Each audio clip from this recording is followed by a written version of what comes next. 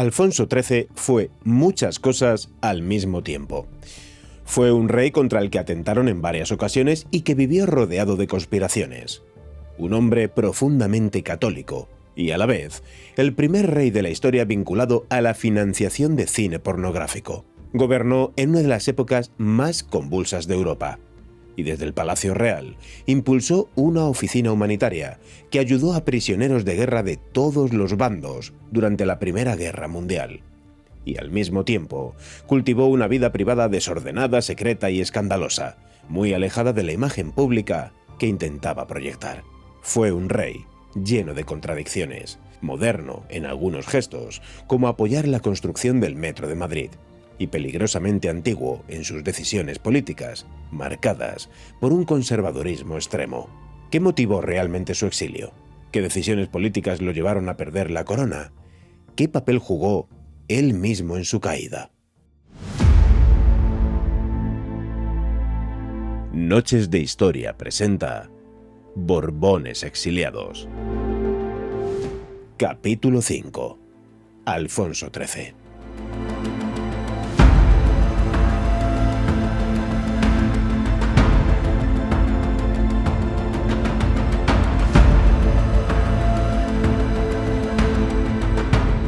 Alfonso XIII ya era rey antes de empezar a hablar.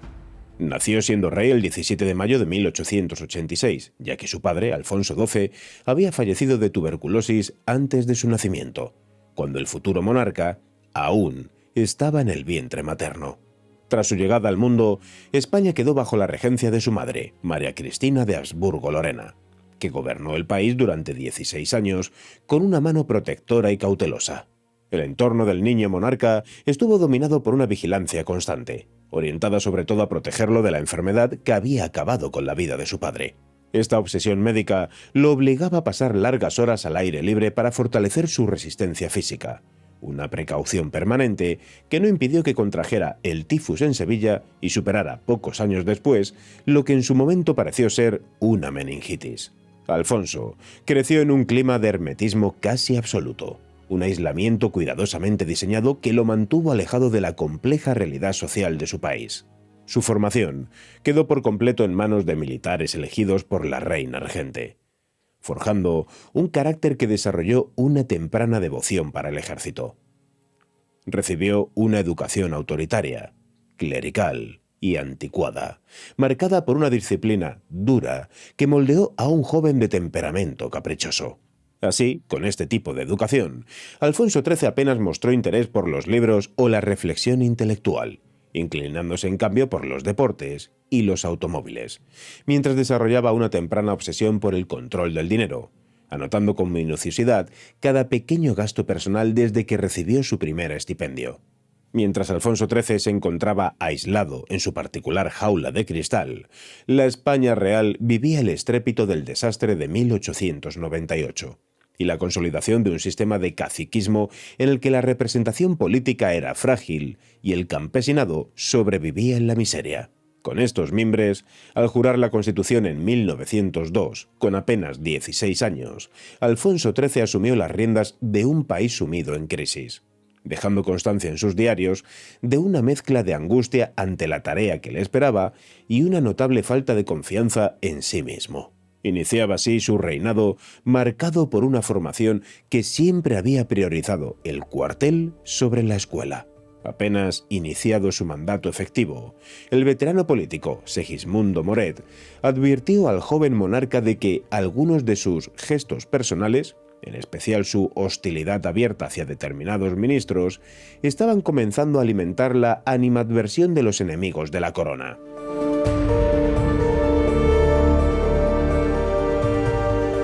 Durante estos primeros años, el rey emprendió una intensa actividad pública, con giras constantes por las provincias españolas y visitas a las principales capitales europeas, en parte para reforzar la imagen de la monarquía y en parte en busca de una esposa.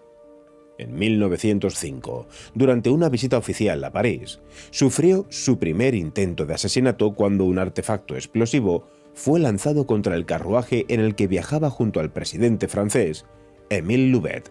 Ese mismo año, en Londres, conoció a la princesa Victoria Eugenia de Battenberg, durante un banquete en el Palacio de Buckingham, quedando profundamente cautivado por ella.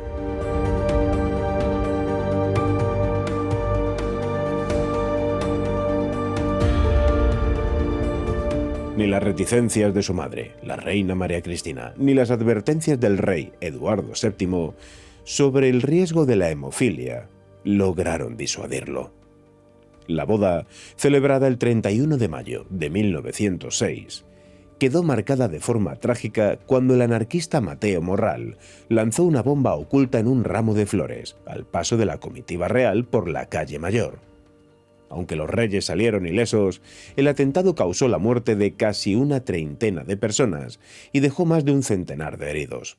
La decisión de mantener el banquete oficial y la recepción en palacio, pese a la sangre aún reciente en las calles, provocó una profunda desafección en amplios sectores de la población y alimentó el sentimiento republicano. La felicidad conyugal duró poco.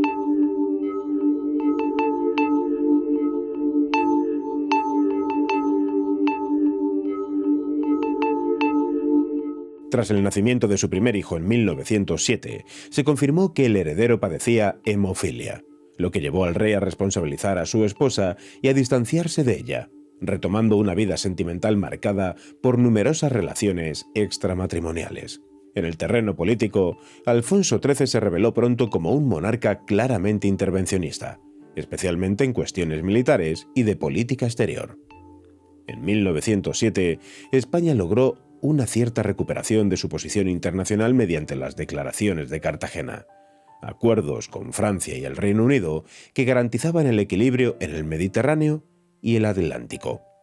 Paralelamente, el rey mostró un interés creciente por la inestabilidad portuguesa tras el regicidio de 1908, llegando a reunirse en 1909 con el joven Manuel II en Villaviçosa, mientras exploraba discretamente las reacciones de las potencias europeas ante una posible intervención española. Ese mismo año, 1909, marcó el final abrupto de esta primera etapa del reinado. El estallido de la Guerra de Melilla, tras los ataques rifeños a trabajadores ferroviarios, obligó al gobierno de Antonio Maura a movilizar tropas de reservistas, lo que desencadenó las violentas revueltas de la Semana Trágica en Barcelona. La dureza de la represión y la ejecución de Francisco Ferrer Guardia dañaron gravemente la imagen internacional de España y comprometieron a la corona. Tras la crisis de la Semana Trágica en 1909, Alfonso XIII buscó restablecer la estabilidad del sistema apoyándose en figuras políticas en las que depositó una confianza personal notable, especialmente en José Canalejas, que asumió la jefatura del gobierno en 1910. El monarca se identificó con el programa reformista de Canalejas, al que consideraba el dirigente capaz de materializar la ansiada regeneración del país. Sin embargo, esta etapa de relativa esperanza se truncó de forma abrupta con el asesinato de Canalejas en noviembre de 1912. Un magnicidio que supuso un golpe emocional profundo para el rey y provocó la inmediata fragmentación del Partido Liberal, debilitando aún más el sistema político.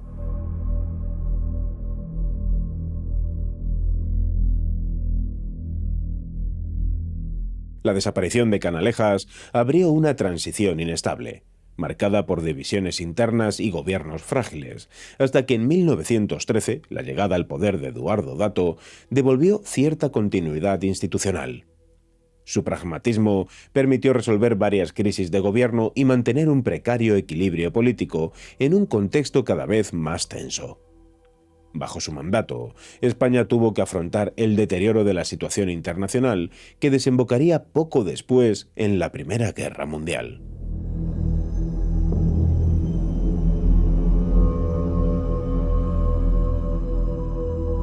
En ese mismo plano exterior, Alfonso XIII concentró buena parte de sus esfuerzos en recuperar el prestigio internacional de España.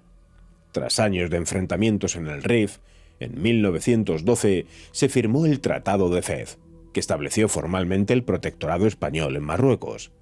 En la práctica, este acuerdo funcionaba como una cesión subordinada del territorio por parte de Francia. Pero, para el rey, la pacificación del norte de África era una prioridad estratégica y simbólica, una forma de compensar la humillación sufrida tras el desastre colonial de 1898.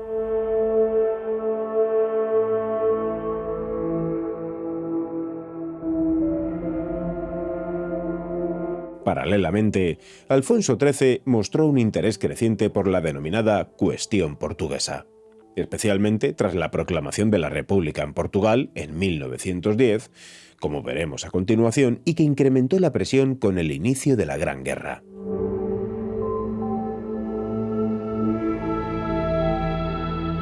El estallido de la Gran Guerra en 1914 situó a España en una posición de neutralidad que Alfonso XIII adoptó como una decisión pragmática, consciente de la falta de recursos militares y de la debilidad de un ejército mal equipado y poco preparado para un conflicto de escala europea.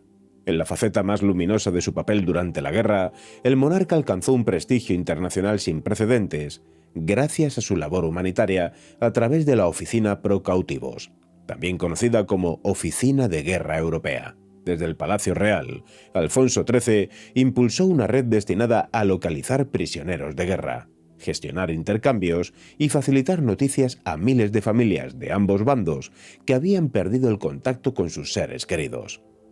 Esta iniciativa, reconocida por las potencias beligerantes, proyectó la imagen de un rey compasivo y mediador, que incluso intentó, aunque sin éxito, interceder por la familia imperial rusa tras la Revolución de 1917.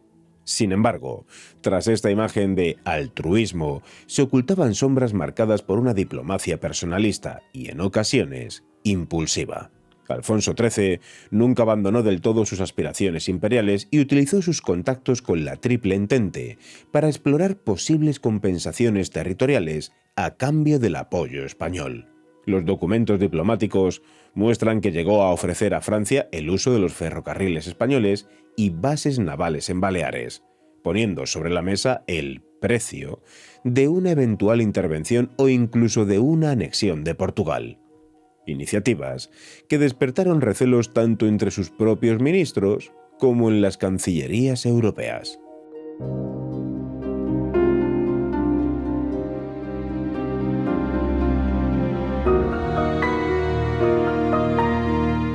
Mientras el monarca era alabado en las cortes europeas, la realidad interna del país se deterioraba rápidamente. La neutralidad permitió una exportación masiva de mercancías que enriqueció a las élites económicas y convirtió a España en una de las grandes reservas de oro del continente. Pero al mismo tiempo provocó una inflación descontrolada que desplomó los salarios reales del proletariado y agravó las tensiones sociales. Esta desconexión entre el prestigio exterior y la miseria interior estalló finalmente en la crisis de 1917. Marcada por una huelga general revolucionaria y por el desafío de las juntas de defensa militares. Quedaba así en evidencia que la figura internacional del llamado Rey de los Cautivos no bastaba para contener el hambre, el descontento y la fractura política de su propio país. En definitiva, la Primera Guerra Mundial fue para Alfonso XIII un periodo de contrastes profundos. Logró situar a España en el mapa de la decencia humanitaria, pero su tendencia a intervenir más allá de sus funciones constitucionales y su incapacidad para reformar un sistema político agotado sembraron las semillas de una inestabilidad que ni el final de la guerra, en 1918, lograría resolver.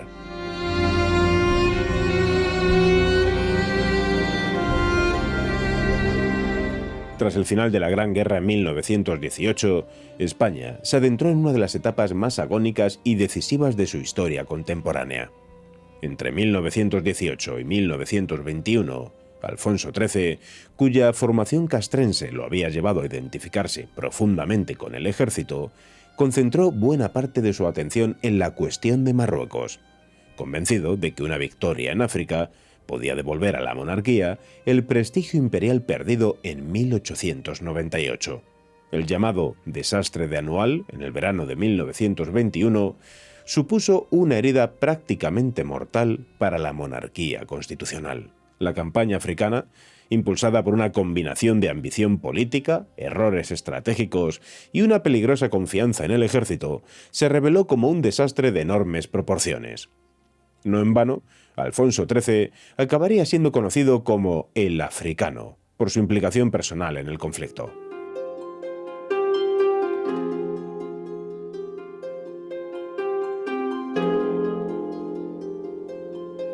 Las tropas españolas, desplegadas en el Rif, estaban formadas en su mayoría por reclutas forzosos, mal alimentados, mal calzados, escasamente entrenados y equipados con material obsoleto. Además, por si fuese poco, la corrupción se había apoderado de los mandos y era endémica. Oficiales que traficaban con la intendencia, que obligaban a los soldados a avanzar por un territorio hostil, prácticamente desprotegidos. En julio de 1921, el general Manuel Fernández Silvestre, comandante en el sector oriental, avanzó imprudentemente hacia el interior del Rif, pese a las advertencias de cautela del alto comisario Dámaso Berenguer. Silvestre contaba, además, con el respaldo personal del rey, que había alentado su ofensiva en una correspondencia privada que posteriormente sería objeto de controversia. El resultado fue una derrota total frente a las fuerzas rifeñas lideradas por Abdelkrim. La retirada se convirtió en un colapso militar y humano de enormes dimensiones. Las cifras exactas siguen siendo objeto de debate, pero se estima que cerca de 14.000 soldados españoles perdieron la vida, muchos de ellos ejecutados tras rendirse en posiciones como el fuerte de Monterruit. El propio Silvestre desapareció durante la retirada, presumiblemente tras suicidarse.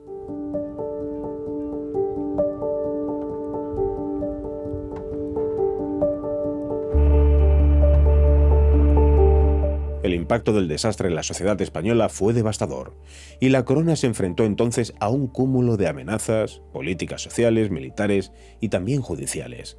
Y es que, en este último apartado, el Estado y la corona se enfrentó al importante Expediente Picasso, dirigido por el general Juan Picasso, que destapó una cadena de negligencias, corrupción y responsabilidades que apuntaban de forma cada vez más incómoda hacia la implicación directa del propio monarca.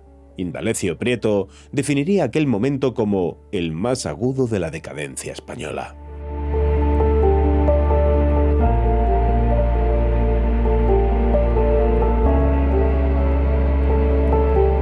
El fracaso en África quedó asociado a una monarquía que ya arrastraba un sistema político agotado, dominado por el caciquismo y profundamente desigual. Mientras miles de jóvenes de extracción humilde morían en el Rif, las clases acomodadas podían librar a sus hijos del frente pagando la cuota de redención en metálico, 1.500 pesetas concretamente.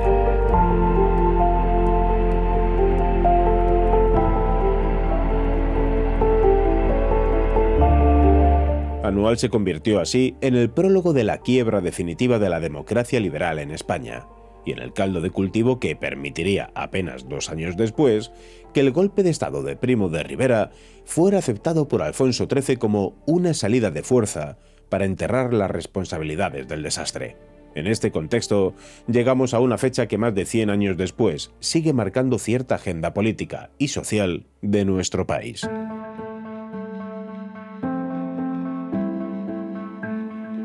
El 13 de septiembre de 1923, el capitán general de Cataluña, Miguel Primo de Rivera, encabezó un golpe de Estado que se presentó como una solución de fuerza ante la agonía del Estado y su conocimiento sobre el abandono del ejército por las élites políticas.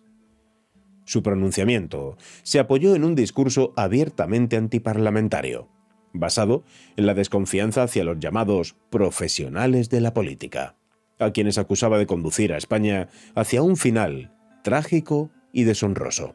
El golpe no puede entenderse sin el trauma colectivo provocado por el desastre de Anual en 1921, una derrota militar que, como ya he contado anteriormente, dejó al Estado profundamente tocado. Y en el plano personal, Miguel Primo de Rivera estaba marcado por la muerte de su hermano, el teniente coronel Fernando Primo de Rivera, caído como héroe por salvar la vida de miles de soldados con sus cargas de caballería en la defensa de Monterruit tras el repliegue de Anual.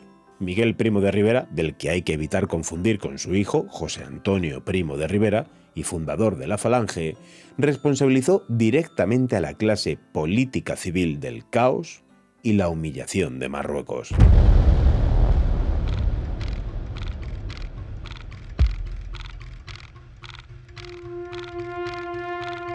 Desde el punto de vista institucional, el golpe tenía un objetivo inmediato y muy concreto: impedir que la llamada Comisión de los 21 examinara en profundidad el expediente Picasso. Esta investigación judicial amenazaba con sacar a la luz una cadena de negligencias, corrupción y responsabilidades en la conducción de la guerra de Marruecos, incluyendo la implicación directa del propio Alfonso XIII, que había respaldado personalmente al general Silvestre en su avance imprudente hacia el interior del Rif.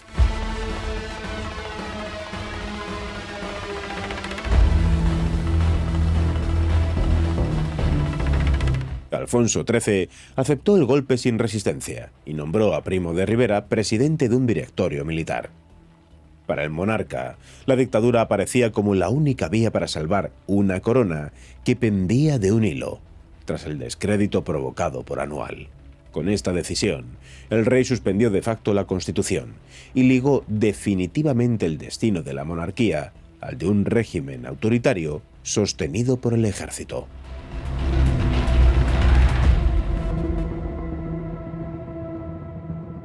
El éxito inicial de la dictadura, especialmente tras el desembarco de Alhucemas en 1925, que puso fin a la guerra de Marruecos, otorgó una popularidad temporal tanto a Primo de Rivera como a la institución monárquica.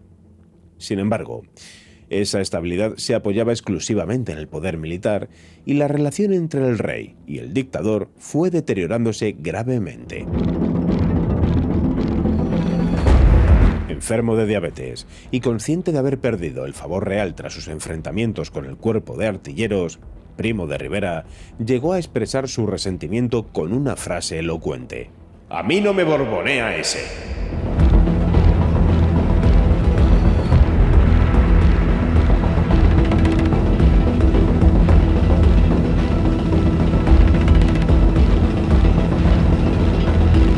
Primo de Rivera dimitió en enero de 1930, dejando a Alfonso XIII completamente aislado. Sin partidos, sin sistema y sin legitimidad, el rey afrontó en soledad el desenlace final. Apenas un año después, las elecciones municipales de abril de 1931 precipitarían el colapso definitivo de la monarquía.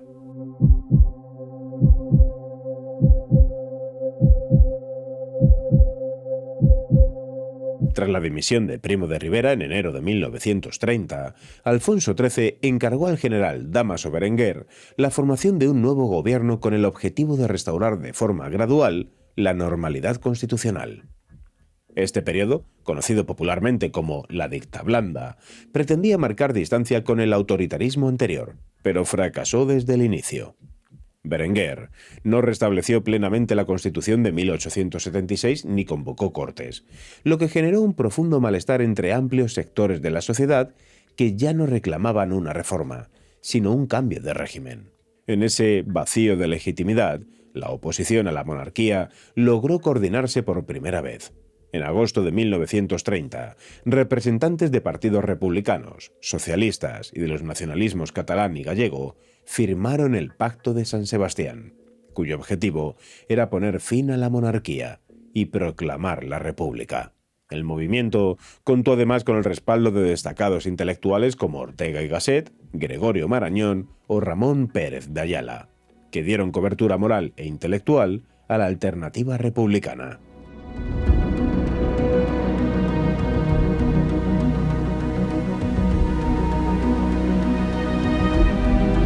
La tensión política desembocó en diciembre de 1930 en la sublevación de Jaca, encabezada por los capitanes Fermín Galán y Ángel García Hernández.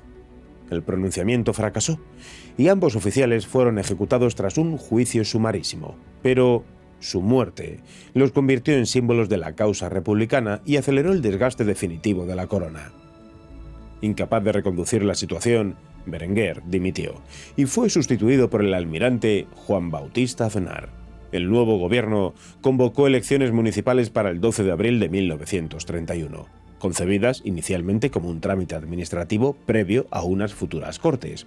Sin embargo, la oposición transformó la cita electoral en un plebiscito de facto sobre la continuidad de la monarquía. El país había cambiado. El control caciquil del voto rural ya no podía compensar el peso político de unas ciudades movilizadas.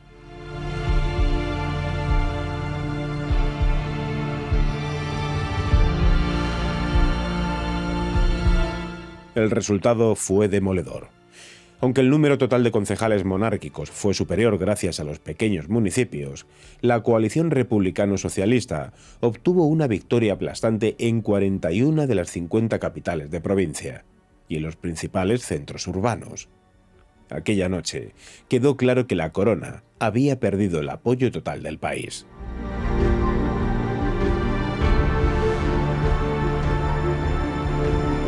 La mañana del 14 de abril, el propio Aznar resumió la situación con una frase que pasaría a la historia. ¿Queréis mayor noticia que la de un país que se acuesta monárquico y se levanta republicano?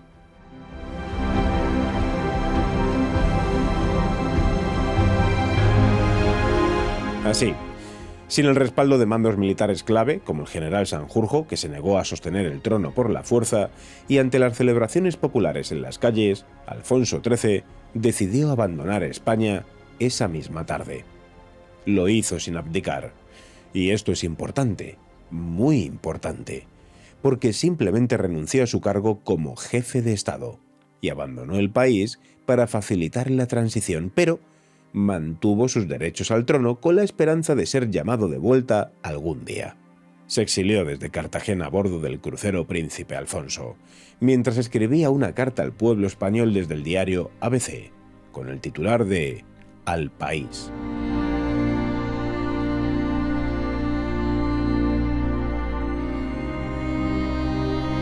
El exilio desmoronó rápidamente lo poco que quedaba de su vida privada. En 1933 se produjo la ruptura definitiva con la reina Victoria Eugenia. Tras décadas de infidelidades y el resentimiento constante de Alfonso XIII, que nunca dejó de culparla por haber introducido la hemofilia en la dinastía, la relación se rompió de forma irreversible.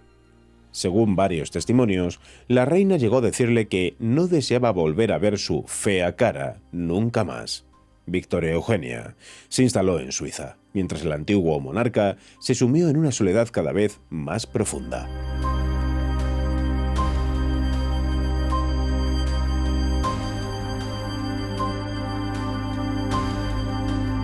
Alfonso XIII fijó su residencia en Roma, desde donde vivió una sucesión de tragedias familiares. En 1934, su hijo menor Gonzalo murió en Austria tras un accidente de tráfico.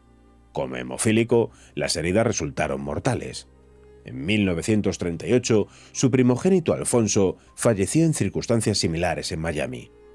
Con su hijo Jaime apartado de la sucesión por su sordera, el peso simbólico de la corona perdida recayó definitivamente en Don Juan.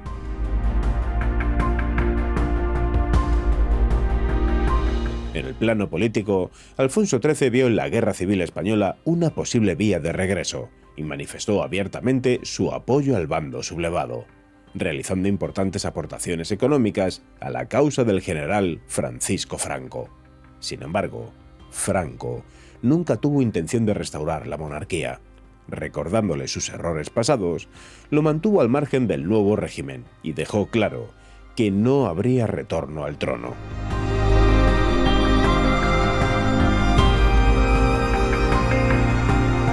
Sus últimos años transcurrieron entre hoteles, rutinas vacías y una obsesión silenciosa por los periódicos españoles, buscando cada día noticias de un país al que ya no pertenecía. A comienzos de 1941, con la salud quebrada por una angina de pecho, Alfonso XIII renunció formalmente a sus derechos en favor de su hijo Juan. Falleció semanas después, el 28 de febrero de 1941, a los 54 años. Fue enterrado inicialmente en Roma, pero en 1980 sus restos fueron trasladados al Panteón de los Reyes del Monasterio del Escorial, cumpliendo así su deseo de no descansar para siempre en tierra extranjera.